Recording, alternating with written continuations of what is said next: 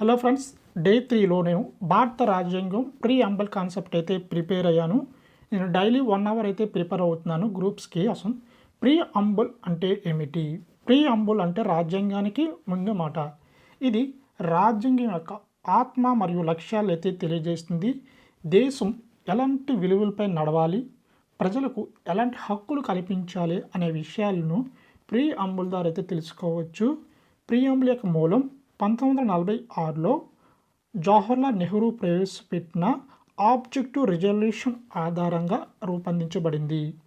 So ప్రీఅంబుల్ రాజ్యాంగబద్ధమా కాదా అన్నది అయితే సుప్రీంకోర్టు కేశవానంద భారతి కేసు 1970లో ఆధారంగా ప్రీఅంబుల్ రాజ్యాంగబద్ధమని తెలిపింది.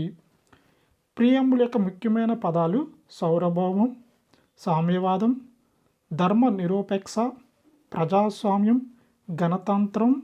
అండ్ ప్రీఅంబుల్ యొక్క లక్ష్యాలు ఏంటంటే అందరికీ న్యాయం, స్వేచ్ఛ, సమానత్వం, సోదరభావం. సో ఇవి ప్రీఅంబుల్ యొక్క లక్ష్యాలు. సో ఈరోజు అయితే నేను డైలీ 1 అవర్ అయితే ప్రిపేర్ అయ్యాను కదా.